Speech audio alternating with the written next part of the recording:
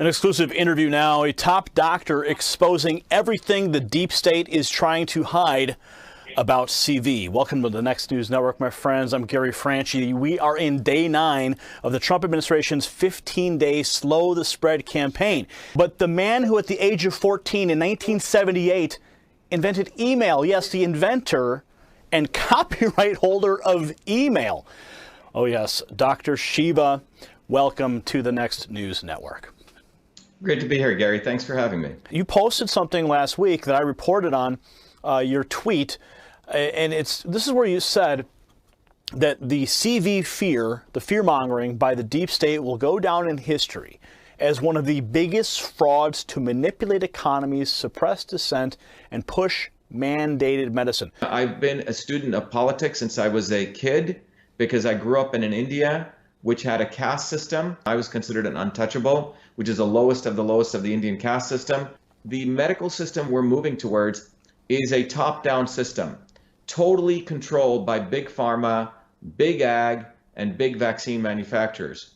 Sustainable development goals, signed off by the United Nations and all their countries in 2015. It's called SDG 3, which was signed in 2015. They paint a utopia, Gary. It's this utopia of the elites. Subsequently, in an Immunization 2030 document as an addendum to that, they say the way we get to utopia, these 17 goals, is we must immunize everyone on the planet, e.g. vaccinate everyone. And the reason this is important is, look, I created a company called Cytosolve, one of the other inventions I did out of my PhD work, to use the computer to understand chemical reactions in our body and on our cell, basically use a computer to model diseases so we could eliminate the need for animal testing.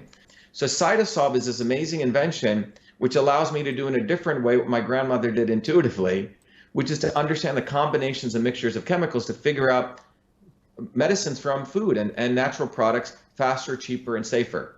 When I built that, I said, wow, pharma guys would want to use this because it takes them 15 years to build a drug, $5 billion. And I don't know if you know this, the pharma industry is in peril right now. They're not making any money, really any money from pharmaceutical drugs because lots and lots of investment in R&D, and they're getting less and less new drugs allowed by the FDA because of their toxicity. So what pharma companies have moved to is vaccines. The 1986, the Vaccine Court was created. John Kennedy implemented the National Vaccination Act in 1962 under a fake science or an outdated science of the understanding of the immune system. That led to many injuries that took place between 1962 to 1986. In a response to those injuries, another Kennedy, Ted Kennedy, led the creation of the National Vaccine Injury Program, which led to the creation of the vaccine courts, not in the judicial department, but under Health and Human Services, which basically allowed indemnification of vaccine manufacturers so you couldn't sue them, and the maximum liability for death was $250,000, okay? And so we're in a situation now that for pharma companies, vaccines are pure profit, no liability, no risk, they can't get sued. When I came into looking at the one-size-fits-all vaccine program, there were other activists in this field, and frankly, many of them were controlled opposition. People like Bobby Kennedy was playing a good game saying he's against vaccines. Meanwhile, he endorses Hillary Clinton, who is vaccine queen, okay? So the position I took was I said, we need to really educate people on the immune system.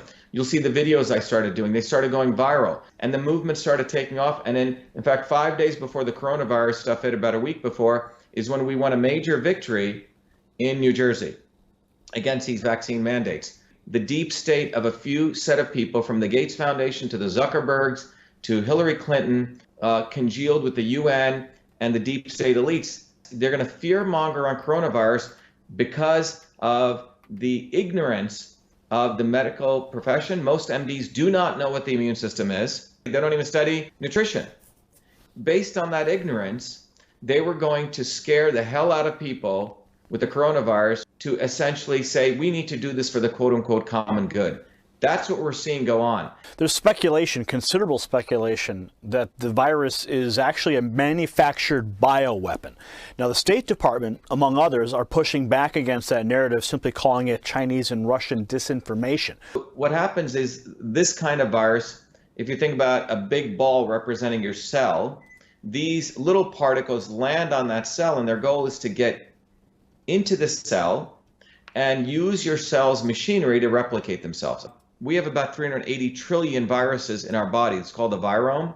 We have about 60 trillion bacteria in our body, and we have about 6 trillion cells, which is what we're made of. Coronavirus is a class of viruses that create flus. These ones create respiratory syndrome. The coronavirus in Wuhan was a different strain than the one that was in Iran versus the one that was in Italy. And there's reports that I've read, it's hard to verify a lot of this, that all of those different viruses go back to one common branch, which actually goes back to Fort Detrick, okay, in the United States in North Carolina. The US deep state sent people over to Wuhan, and that's how it got given in China. This is one theory. Whether it came in or not, my view is that if you believe in the concept of a set of people who don't care about the US national interests or the Chinese national interests or the Indian national interests or Italian, they're more care for their own global interests.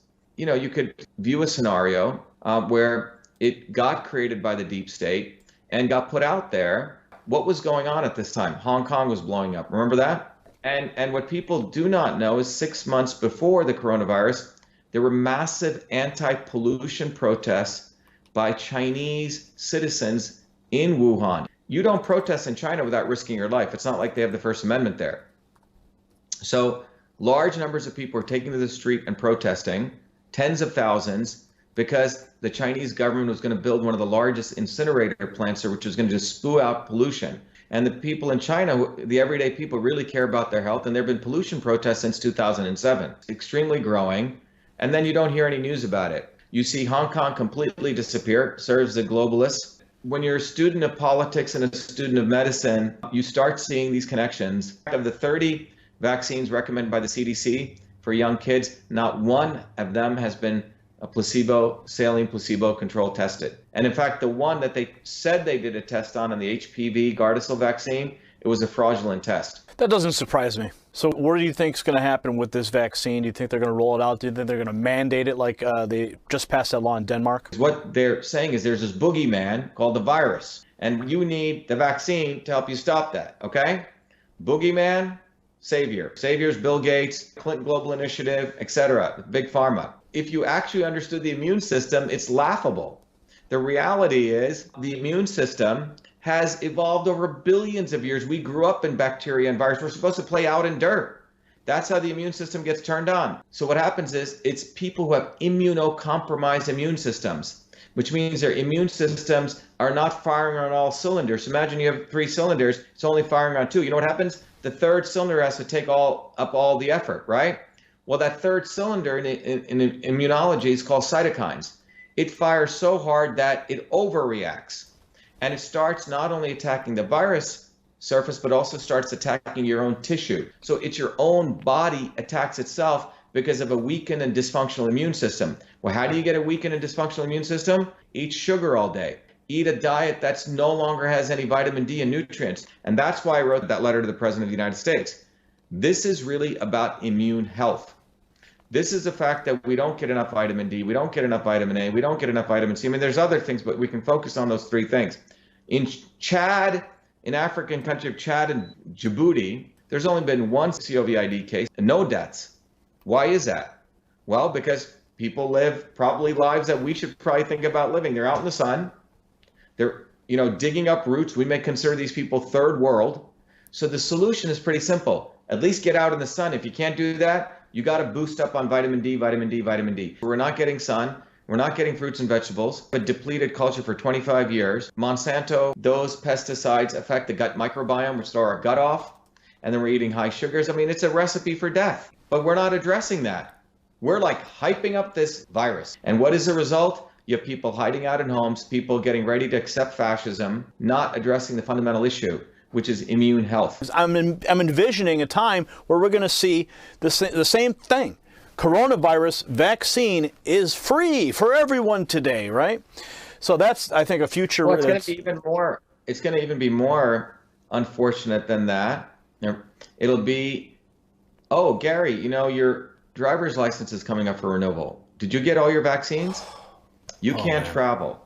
Hey, you can't take the train or the bus. Hey, you can't go to the gym. You can't go here. This is where this is headed. A gym will say, well, we can't allow you in here Gary. We don't want to harm all of our other people, right? Do you remember when, who was it? Michael Jordan played with the flu. People are like, wow, look at Michael. He's playing there with the flu. He's strong, right? This entire thing is a master setup. It's chess move after chess move. And it's brought to you by Anthony Fauci. But now we're learning from the WikiLeaks drops that he is a huge supporter of Hillary Clinton, and somebody you have actually called destructive. Why should we be concerned with the advice that the president is getting from Fauci? Anthony Fauci, in my view, should be indicted. If people actually knew what this guy actually did, he's been with the government since Reagan times, 40, 50 years. And then Bush and Obama and all the presidents up to here. How did he build his career? He built his career on the false narrative that HIV causes AIDS. Peter Duesberg, who I've spoken to, who was a truly great scientist, the youngest guy to get tenure at Berkeley.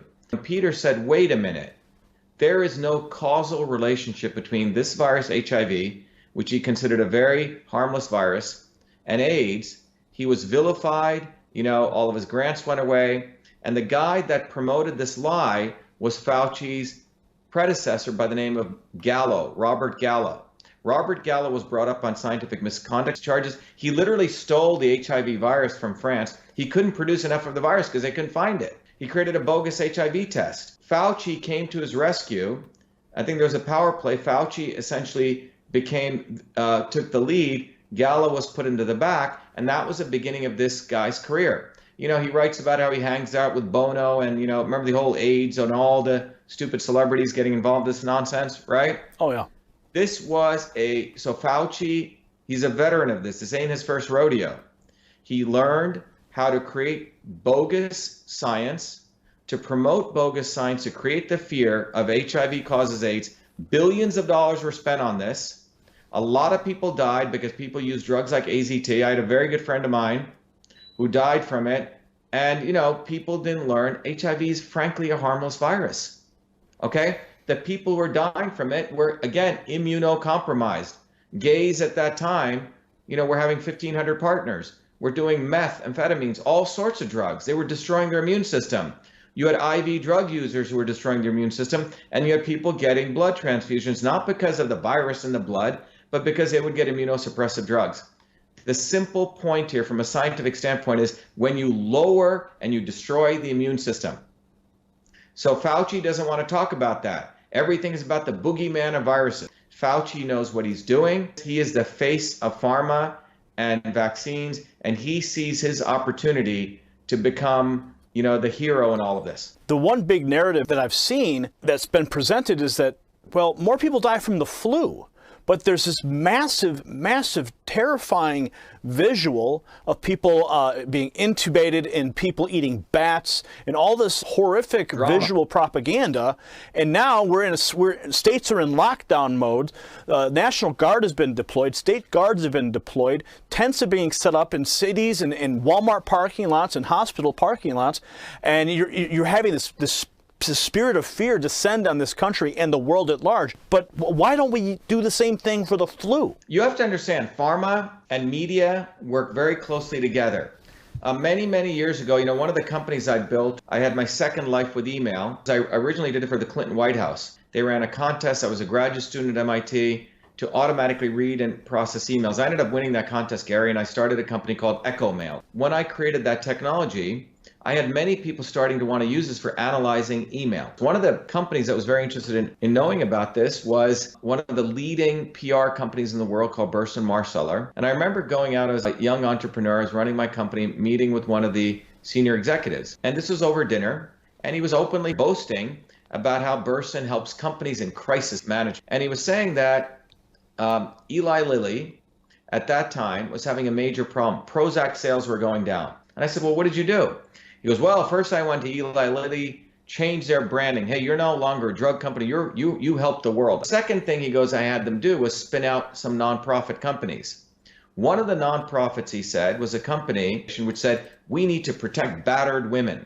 And that organization took out ads which was full page ads, which would, if you saw it in a newspaper, would say, is your husband beating you? Do you know of someone, one of your friends, whose husband is beating them? Make sure they're taking Prozac. So they create a narrative of we're trying to help the distressed, and we are the drug company. We want to help all these darkies in Africa and India, etc. You know, we need GMOs. Gates is a savior. These guys are very clever at spending millions of dollars to create the narratives of helping the quote unquote the oppressed, and then they will inject them with their pharmaceutical drugs. These indigenous people actually knew how to take care of their health, but they don't want us to believe in our grandmothers. They want to believe in this idiot, okay, Bill Gates, who, by the way, never created DOS. He didn't write 50,000 lines of code. I did. You know, his mama and papa introduced him to people and bought someone else's DOS and flipped it. But he's a Harvard dropout, and he was able to patent his stuff, so he gets to be a gazillionaire. You see what I'm saying? Or a Zuckerberg. So these guys have built false histories of their eminence in the technology field. They leverage it to say they're going to be saviors, and that savior solution is not food, is not exercise activities. It's about injections into the bloodstream of people and to control them. That's what they're talking about. And every American needs to wake up that the lawyer lobbyists, the people I'm running against 3 lawyer lobbyists. I'm the only scientist or an inventor, a guy who works for a living. These lawyer lobbyists are the people who implement the desires of the deep state. That's what's going on. So what we're witnessing right before us should be a wake-up call to every person. I don't care if you're Democrat, Republican, Independent. The issue of health goes beyond all those parties. And what you will realize, all of those establishment parties want to hurt you and want to control you. They want to make you a little atomic unit where you become a revenue generator for people like Fauci's clan and these kind of people. And no academic at MIT, Harvard will say anything. You know why? Because they owe their grant money to people like Fauci. Because it's a cabal. If you say anything, you're out. That's what happened to Peter Duesberg. Wow. So that's what we're dealing with. And unfortunately, the president, he may have good gut instincts, but he's not able to expose these people. I have had calls from senior level economists all over the country saying, Shiva, I saw your videos. You need to keep doing them. The president is being bamboozled by this circle around him. And that's why I wrote that letter, Gary. That letter basically lays out in 4 pages very clearly what the problem is, that you have a fake science of the immune system. Here's the real science. And I actually proposed to the president a protocol, which is basically vitamin A, D, C, and some iodine. And I said, let's triage people into 4 groups. Those people COVID, let's put them in one group. Those people are immunocompromised, let's give them this group. Those people who are in critical care, let's give them a particular IV vitamin C. And the third group, who are healthy, let's give them some maintenance dose and get them back to work. That's what we should be doing, not one-size-fits-all medicine. This is treat everyone like they're basically part of the, some deep state party, right? We're just minions. And in fact, in 2003, when I went back to MIT to pursue my PhD, MIT created a new department called biological engineering, which I was one of the first early graduates. And one of the tenets at that time was personalized medicine, the right medicine for the right person at the right time. So people like Fauci aren't even practicing modern medicine. He's practicing outdated fake science medicine. It's criminal. Now, you're currently running for Senate in Massachusetts as a Republican against Ed Markey. Massachusetts is really the epicenter of the deep state. That's what Massachusetts is. It's not Washington, D.C. If you actually take the deep state and you put a microscope, you go to 100x and you go deeper and deeper zoom, then you start seeing the swamp scum. And then if you go deeper, you find out the connective tissue of the swamp scum is a bunch of lawyers and lobbyists. And that swamp scum comes in a 1-mile radius between MIT and Harvard, all of them. Our election for U.S. Senate is no longer a U.S. Senate race for Massachusetts. We have so many volunteers coming from below, a lot of mothers, women, and as well as from outside of Massachusetts, because they see this as an election for truth, freedom, and health. They want one of them fighting for them, a working class kid who worked his butt off. I'm running against 3 potential guys, right? Markey, who's been in Congress for 50 years. People should start asking, what can you make? Can you make a piece of software? Can you build a bridge? Do you know how to fix nothing? Because they were afraid that I would beat him, they ran another dope, Joe Kennedy. Again, a nice, guy who's a liberal aristocrat. $70,000 private schools for high school, gets into Harvard Law School, gets a nice DA job on the Cape where he can hang out with his family, hang out in the sun. And now he believes this is his inheritance, already has $50 million in inheritance, and God knows how he made that, right? He didn't. Everything I've earned, everything you've earned, most of us earn money for a living, right? These guys have no skills, nothing. And then when they knew that I'd probably beat him, Gary, they decided to run in some other moronic lawyer who's got like 100 Twitter followers in the GOP establishment. But the bottom line is this election in Massachusetts is really going to be the dialectic that represents what's going on in this country. Producers versus parasites. That's what we're looking at. Do we want to vote for producers, people who make stuff, or do we want to continue voting for parasites? And especially in a time of crisis like this, who do we want helping us? Look at who Trump's surrounded with. He's surrounded with vipers right now, total vipers. There are really three forces in any political situation. Two of them are against the people. Only one of them is for the people. One of the forces is the existing overt establishment, openly out there to want to screw people. And everyone says, oh, yeah, they're the establishment, right? And then you have everyday people on the ground who want to change things. But in between change agents and the establishment comes a third group, what I call the NSOE, the not so obvious establishment. It's almost like a force of nature. And the not so obvious establishment is created by the establishment that speaks the rhetoric of change like Warren was just doing. I want to help the grassroots. They act as though they're for the people. When what they do is they exist to speak that rhetoric, to sucker young people who want change into their vacuum, and they suck them back into the establishment. Controlled opposition, Gary. That's what Warren is all about. She talks about she cares for people, all of this and that, but ultimately what she cares about is strengthening state capitalism, crony capitalism. And you can see that in a very simple way. The way you can test these guys on it is they always want to do regulations, right? And ultimately what you realize, regulations actually help the big guys. So she supported Dodd-Frank. Dodd-Frank actually supported banking regulations, which only 5 of the big bankers could afford. And it destroyed nearly 2,000 to 3,000, 4,000 small banks. What made America great, and hopefully will continue to, is the small banks. We have 12,000 small banks. You want to get a loan, you build a relationship with your local banker. You don't have to go to a behemoth bank like in other countries. So Elizabeth Warren's policy of regulatory policies help the big guys. Mark Zuckerberg right now wants to be regulated. You know why? Because he can keep out smaller Facebooks out because only he can be able to afford regulatory policies. So it's a backhanded way of supporting the establishment. They always speak about regulations as though that's going to help everyday people. What it does, it actually increases cost, and it's a way to keep out the small guys. Well, let's talk about some of the things Elizabeth Warren and the rest of the Democrats believe need to be included in this CV relief bill. Okay, the first one, rather shocking. I mean, the laundry list that they've included is, it's ridiculous. No voter ID to get a ballot. An anonymous ballot harvesting. How does this correlate to the pandemic, and how would this affect your campaign, your race? Well, I think there's another provision in the bill also for going cashless, right? To creating a digital cash for the... Creating a digital currency, a digital U.S. dollar. That's another point as well. Yeah. Mm-hmm.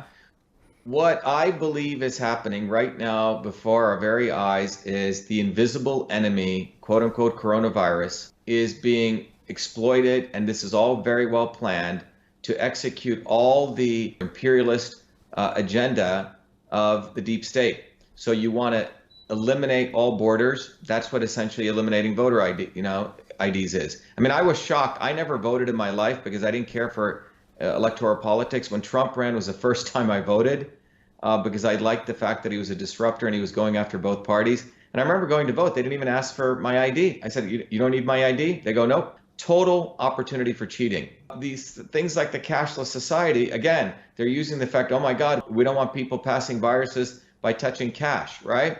It's basically a pretext for essentially going to negative interest rates.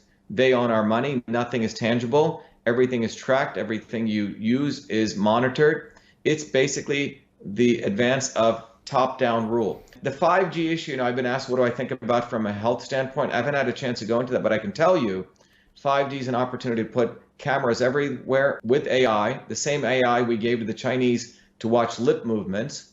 so you can understand what people are saying. It's not a future of innovation. It's a future of using technology to head us into the dark ages.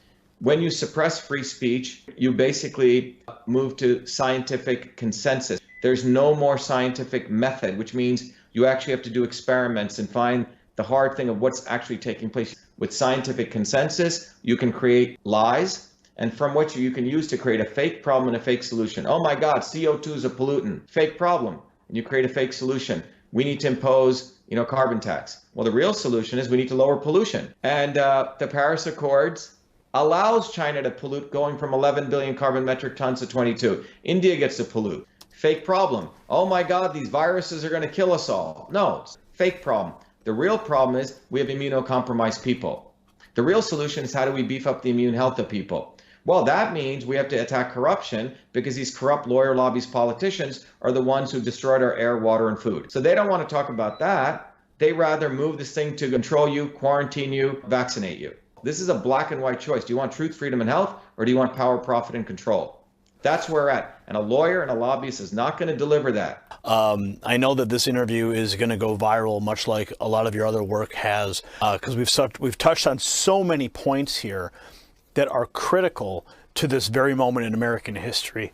I mean, we've been going on for, I think, over 80 minutes now. This was supposed to be a 30-minute interview, but I'm really happy that we were able to give you a platform here to present these ideas. We're going to make this thing viral. Everyone watching right now, please make sure you go to the website. It's on the screen, shiva4senate.com. Dr. Shiva, before we go, do you have any final thoughts? If people want to understand everything I've talked about it and to keep it simple, if you can take a piece of paper and draw a triangle, on the bottom left, put a little ball there and put freedom. On the top of it, put truth. And the bottom right, if you put health. Now, all of these things are connected. So let me explain. It is from freedom that we can unravel truth. And it is from truth we can figure out the health for our bodies, our infrastructure, our society. And it's only when we're healthy do we have the warrior spirit to go fight for our freedom. People who make something, who create something, have skills, they're really our future, because they get that climate change was a CO2 hoax. Friends watching right now, I want you to hit the links below. And if this interview inspired you, I want you to consider sharing it right now across all of your social networks. As always, we will continue the discussion in the comment section below, and that's where we'll see you next time. For the Next News Network and Dr. Shiva, I'm Gary Franchi.